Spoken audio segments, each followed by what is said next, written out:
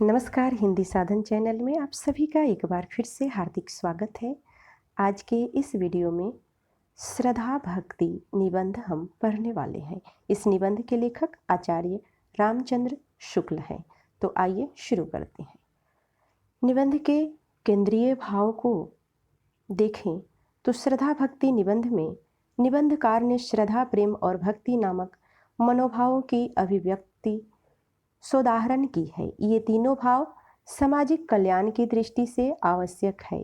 किसी मनुष्य में जन साधारण से विशेष गुण और शक्ति का विकास देख उसके संबंध में जो एक अस्थायी आनंद पद्धति हृदय में स्थापित हो जाती है, उसे श्रद्धा कहते हैं। श्रद्धा महत्व की आनंदपूर्ण स्वीकृति के साथ साथ पूज्य बुद्धि का संचार है। यदि हमें निश्चय हो जाएगा कि कोई मनुष्य बड़ा वीर, बड़ा सज्जन, बड़ा गुणी, बड़ा विद्वान, बड़ा परोपकारी और बड़ा धर्मात्मा है, तो वह हमारे आनंद का एक विषय हो जाएगा। हम उनका नाम आने पर प्रशंसा करने लगेंगे, उसके सामने देख आदर से सिर नवाएंगे। किसी प्रकार का स्वार्थ न रहने पर भी हम सदा उसका भला चाहेंगे, उसकी बढ़ती से प्रसन्न होंगे और अपनी पोषित आनंद पद्धति में व्याघात पहुँचने के कारण उसकी निंदा न सह सकेंगे। इससे सिद्ध होता है कि जिस कर्मों के प्रति श्रद्धा होती है, उनका होना संसार को वांछित है। यही विश्व कामना श्रद्धा की प्रेरणा का मूल है। प्रेम और श्रद्धा में अंतर यह है कि प्रेम के स्वाधीन कार्यों पर उतना निर्भर नहीं। कभी कभी किसी का रूप मात्र, जिसमें उसका कुछ भी हाथ नहीं, उसके प्रति प्रेम उत्पन्न होने का कारण होता है, पर श्रद्धा ऐसी नहीं है। किसी की सुंदर आँख या नाक देखकर उसके प्रति श्रद्धा नहीं उत्पन्न होगी, प्रीति उत्पन्न हो सकती है। प्रेम के लिए इतना ही बस है कि कोई मनुष्य हमें अच्छा लगे, पर श्रद्धा के लिए आवश्यक है कि कोई मनुष्य किसी बात में बढ़ा हुआ होने के कारण हमारे सम्मान का पात्र हो। श्रद्धा का व्यापार स्थल विस्तृत है, प्रेम का एकांत। प्रेम में घनत्व अधिक है और श्रद्धा में विस्तार। किसी मनुष्य से प्रेम रखने वाले दो एक ही मिलेंगे, पर उन पर श्रद्धा रखने वाले सैकड़ों, हजारों, लाखों या करोड़ों मिल सकते हैं। सच पूछिए तो इसी श्रद्धा के आश्रय से उन कर्मों के महत्व का भाव दृढ़ रहता है जिसे धर्म कहते हैं और जिनसे मनुष्य समाज की स्थिति है। कर्ता से बढ़कर कर्म का स्मारक दूसरा नहीं। कर्म की क्षमता प्राप्त करने के लिए बार बार कर्ता ही की ओर आंख उठती है। कर्मों से कर्ता की स्थिति को जो मनोहरता प्राप्त होती है, उसी पर मुग्ध होकर बहुत से प्राणी उन कर्मों की ओर प्रेरित होते हैं। कर्ता अपने सत्कर्म द्वारा एक विस्तृत क्षेत्र में मनुष्य की सद्वृत्तियों के आकर्षण का एक शक्ति केंद्र हो जाता है। जिस समाज में किसी ऐसे ज्योतिषमान शक्ति केंद्र का उदय होता है, उस समाज में भिन्न भिन्न हृदयों से शुभ भावनाएं मेघखंडों के समान उठकर तथा एक ओर और एक साथ अग्रसर होने के कारण परस्पर मिलकर इतनी घनी हो जाती है कि उसकी घटा सी उम्र बढ़ती है और मंगल की ऐसी वर्षा होती है कि सारे दुख और कलेश बह जाते हैं। हमारे अंतःकरण में प्रिय के आदर्श रूप का संगठन उसके शरीर या व्यक्ति मात्र के आश्रय से हो सकता है, पर श्रद्धेय के आदर्श रूप का संगठन उसके फैलाए हुए कर्म तंतु के उत्पादन से होता है। प्रिय का चिंतन हम आंख मुदे हुए संसार को भुलाकर करते हैं, पर श्रद्धेय का चिंतन हम आंख खोले हुए संसार का कुछ अंश सामने रखकर करते हैं। यदि प्रेम स्वप्न है तो श्रद्धा जागरण। प्रेमी प्रिय को अपने लिए और अपने को प्रिय के लिए संसार से अलग करना चाहता है। प्रेम में केवल दो पक्ष होते हैं, श्रद्धा में तीन। प्रेम में कोई मध्यस्थ नहीं, पर श्रद्धा में मध्यस्थ अपेक्षित है। प्रेमी और प्रिय के बीच कोई और वस्तु अनिवार्य नहीं, पर श्रद्धालु और श्रद्धेय के बीच कोई वस्तु चाहिए।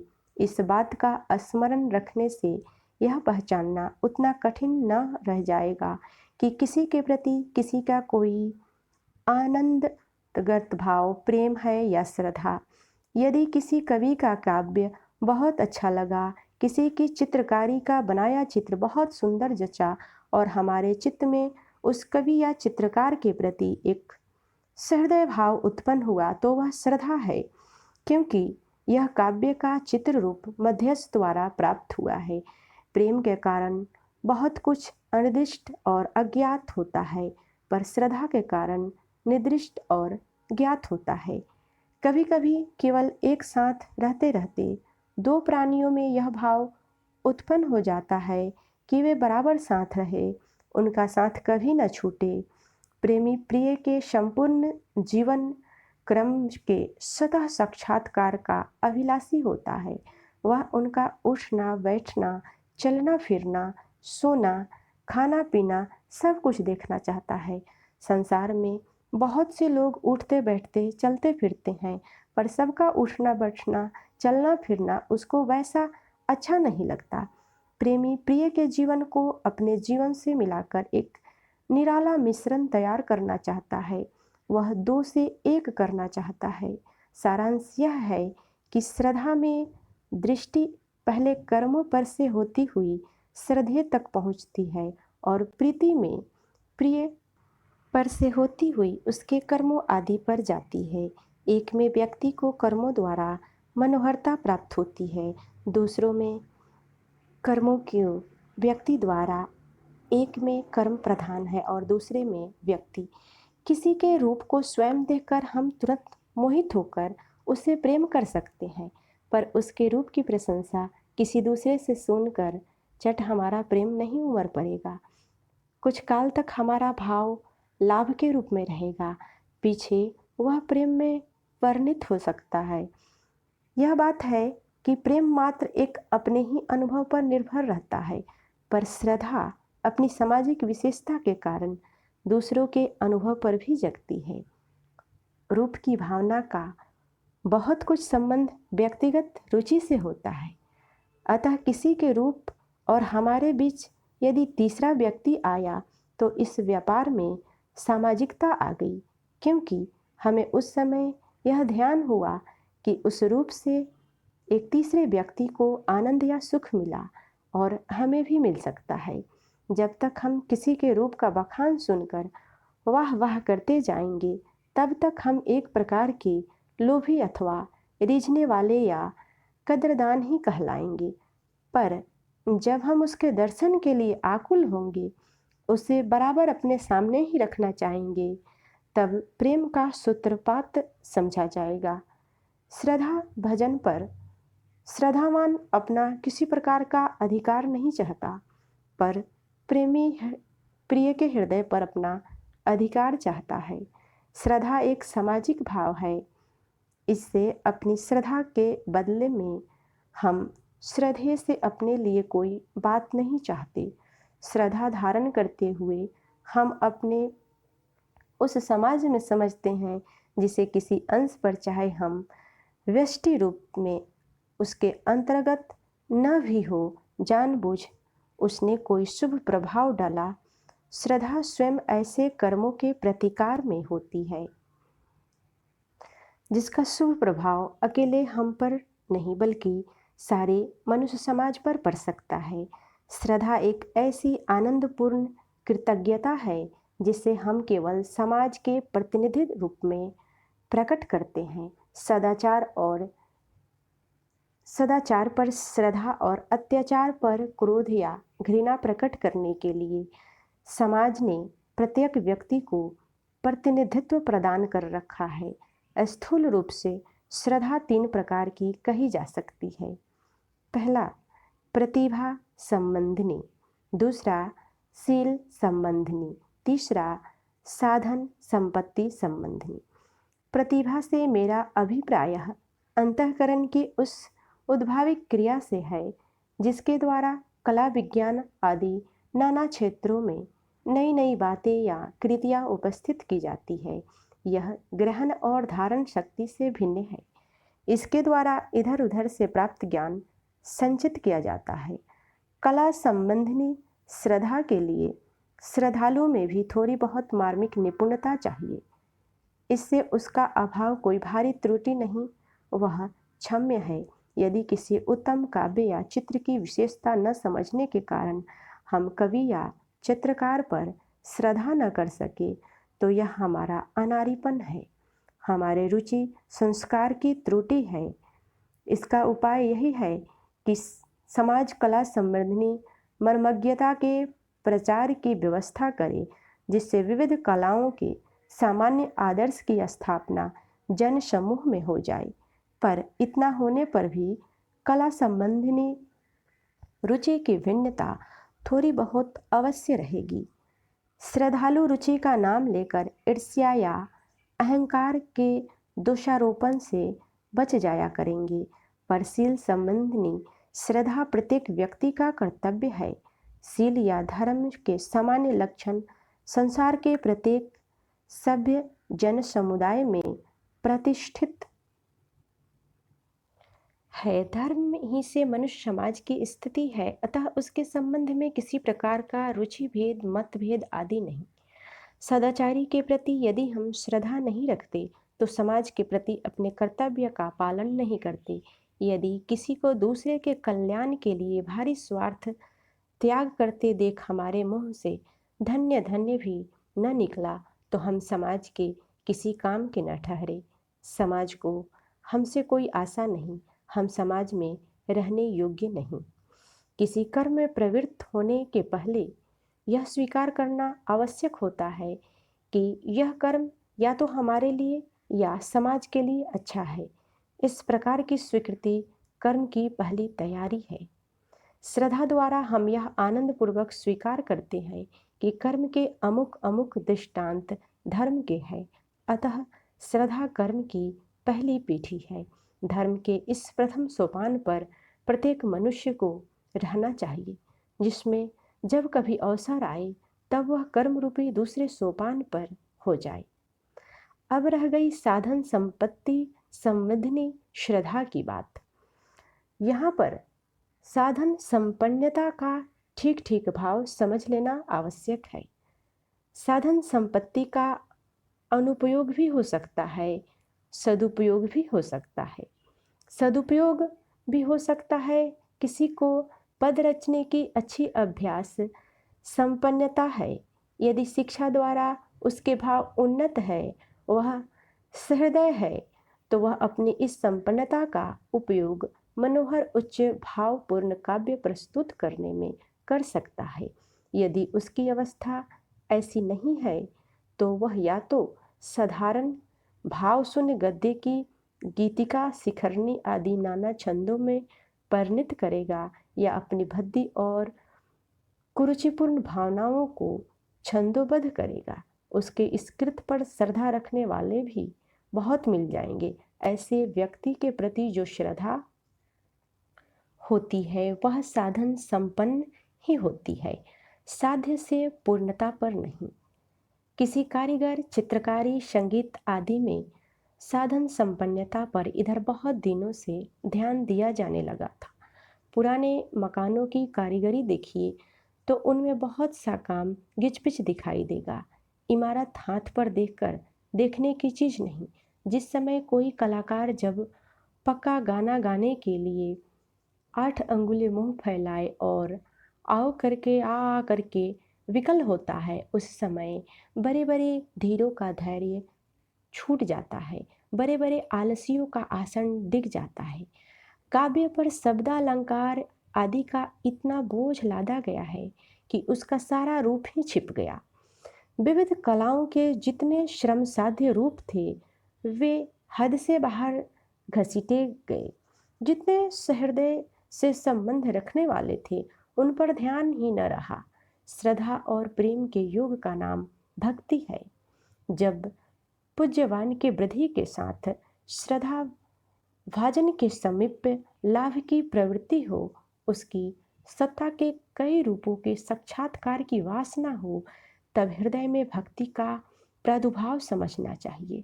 जब श्रद्धेय के दर्शन, श्रवण, कीर्तन, ध्यान आदि में आनंद का अनुभव होने लगे, तब उससे संबंध रखने वाले श्रद्धा के विषयों के अतिरिक्त बातों की ओर भी मन आकर्षित होने लगे, तब भक्ति रस का संचार समझना चाहिए। जब श्रद्धेय का उठना बैठना, चलना फिरना, हंसना बोलना, क्रोध करना आदि भी हमें अच्छा लगने लगे, तब समझ ले कि हम उसके भक्त हो गए। भक्ति की अवस्था प्राप्त होने पर हम अपने जीवन क्रम का थोड़ा या बहुत अंश उसे अर्पित करने को कभी हम अपूर्ण करते हैं और कभी याचना करते हैं। सारांश यह कि भक्ति के द्वारा हम भक्ति भाजन से विशेष घनिष्ठ संबंध स्थापित करते हैं, उसकी सत्ता में विशेष रूप से योग देना चाहते हैं। किसी के प्रति श्रद्धा धारण करके हम बहुत करेंगे तो समय समय पर उसकी प्रशंसा करेंगे, उसकी निंदा करने वालों से झगड़ा करेंगे या कभी कुछ उपहास लेकर उपस्थित होंगे, पर जिसके प्रति हमारी अनन्य भक्ति हो जाएगी, वह अपने जीवन के बहुत से अवसरों पर हमें अपने साथ देख सकता है, वह अपने बहुत से उद्योगों में हमारा योगदान पा सकता है। भक्त वे ही कहला सकते हैं जो अपने जीवन का बहुत अंश स्वार्थ, परिवार या शारीरिक सुख आदि से विभक्त करके किसी के आश्रय से किसी और लगा सकते हैं। इसी का नाम आत्मनिवेदन। श्रद्धालु महत्व को स्वीकार करता है, पर भक्त महत्व की ओर अग्रसर होता है। श्रद्धालु अपने जीवन क्रम को ज्यों का त्यों छोड़ता है, पर भक्त उसकी काट छाट में लग जाता है। अपने आचरण द्वारा दूसरों की भक्ति के अधिकारी होकर ही संसार के बड़े बड़े महात्मा समाज के कल्याण साधन में समर्थ हुए हैं। गुरु गोविंद सिंह को यदि केवल दंडवत करने वाले और गद्दी पर भेंट चढ़ाने वाले श्रद्धालु ही मिलते, दिन रात साथ रहने वाले, अपने सारे जीवन को अर्पित करने वाले भक्त न मिलते, तो वे अन्याय दमन में कभी समर्थ न होते। इससे भक्ति के सामाजिक महत्व को, उसकी लोक हितकारिणी शक्ति को स्वीकार करने में किसी को आगे पीछे नहीं हो सकते। सामाजिक महत्व के लिए आवश्यक है कि या तो आकर्षित करो या आकर्षित हो। जैसे इस आकर्षण विधान के बिना अणुओं द्वारा व्यक्त मानव जीवन की विशद अभिव्यक्ति भी नहीं हो सकती। भक्ति का स्थान मानव हृदय है, वहीं श्रद्धा और प्रेम के संयोग से इसका प्रादुर्भाव होता है। अतः मनुष्य की श्रद्धा से जो विषय ऊपर कहे जा चुके हैं, उन्हीं को परमात्मा में अत्यंत विशद रूप में दिखाकर ही उनका मन खींचता है और वह उस विशद रूप विशिष्ट या सामीप्य चाहता है। रामकृष्ण आदि अवतारों में परमात्मा की विशेष कला देख एक हिंदू के हृदय की सारी शुभ और आनंदमय वृत्तियां उनकी ओर दौड़ पड़ती है। उसके सारे जीवन में एक अपूर्ण अर्ध और बल का संचार हो जाता है। कभी वह उनके अलौकिक रूप सौंदर्य की भावना करता है, कभी सिर झुकाकर वंदना करता है, यहाँ तक कि प्रेम से भरी उलाहना भी देता है। भक्ति हृदय से की जाती है। बुद्धि से भक्ति करना ऐसा ही है जैसा नाक से खाना और कान से सूंघना। रामलीला, कृष्ण लीला आदि सामीप्य सिद्धि के विधान है। इस सामीप्य की कामना भक्त व रसखान ने बड़ी मार्मिकता से इस प्रकार प्रकट की है। रसखान की लिखी पंक्ति है, मानुष हो तो वही रसखान, बसो संग गोकुल गांव के ग्वारन, जो पशु हो तो कहाँ बस मेरो, चलो मिली नंद की धेनु मझारन। पाहन हो तो वही गिरी को, जो किए हरि छत पुरंदर धारन। जो खग हो तो बसेरे करो, मिली कुल कलिंदी कमल की डारन। भक्त हर हाल में भगवान के समीप ही रहना चाहते हैं। रामलीला द्वारा लोग वर्ष में एक बार अपने पूज्य देव के आदर्श मानव लीला का माधुर्य देखते हैं। जिस समय दूर दूर के गांवों के लोग एक मैदान में आकर इकट्ठे होते हैं और एक और जरा मुकुटधारी विजयी राम लक्ष्मण की मधुर मूर्ति देखते हैं, वहीं दूसरी ओर तीरों से विधा रावण का विशाल जलता शरीर देखते हैं। उस समय वे धर्म के सौंदर्य पर लुब्ध और अधर्म की घोरता पर क्षुब्ध हो जाते हैं। इसी प्रकार जब हम कृष्ण लीला में जीवन की प्रफुल्लता के साथ धर्म रक्षा की अलौकिक बल का विकास देखते हैं, तब हमारी जीवन धारणा की अभिलाषा दोगुनी चौगुनी हो जाती है। हिंदू जाति इन्हीं की भक्ति के बल से इतनी प्रतिकूल अवस्थाओं के बीच अपना स्वतंत्र अस्तित्व बचाती चली आई है। इन्हीं की अद्भुत आकर्षण शक्ति से वह इधर उधर ढलने नहीं पाई। राम और कृष्ण को बिना आंसू बहाए छोड़ना हिंदू जाति के लिए सहज नहीं था, क्योंकि ये अवतार अलग टीले पर खड़े होकर उपदेश देने वाले नहीं, बल्कि मानव जीवन में पूर्ण रूप से सम्मिलित होकर उसके एक एक अंग की मनोहरता दिखलाने वाले थे। मंगल के अवसरों पर उनके गीत गाए जाते हैं। विषमताओं की, कुटिलता की, बड़ों के आदर की, दुष्टों के दमन की, जीवन के कष्ट की, घर की, वन की, संपदा की, विपदा की जहाँ चर्चा होती है वहाँ उनका स्मरण किया जाता है। संसार में तटस्थ रहकर शांति सुखपूर्वक लोक व्यवहार संबंधी उपदेश देने वालों का इतना अधिक महत्व हिंदू धर्म में नहीं है जितना संसार के भीतर घुसकर उसके व्यवहारों के बीच सात्विक विभूति की ज्योति उगाने वालों का है। हमारे यहाँ उपदेशक ईश्वर के अवतार नहीं माने गए हैं, अपने जीवन द्वारा कर्म सौंदर्य संगठित करने वाले ही अवतार कहे गए हैं। कर्म सौंदर्य के योग से उनके स्वरूप में इतना माधुर्य आ गया कि हमारा हृदय आप से आप उनकी ओर खींचा पड़ता है। जो कुछ हम करते हैं, खिलना, कूदना, हंसना, बोलना, क्रोध करना, शोक करना, प्रेम करना, विनोद करना, उन सब में लाते हुए हम जिन्हें देखेंगे उन्हीं की ओर ढल सकते हैं। वे हमें दूर से रास्ता दिखाने वाले नहीं हैं। आप रास्ते में चलकर हमें अपने पीछे लगाने या खींचने वाले हैं। जो उनके स्वरूप पर मोहित न हो वह निसंदेह जर है। सुनि सीतापति सील सुभाऊ, मोदन तन मन पुलक नयन, जल सोनर खेहर खाऊ।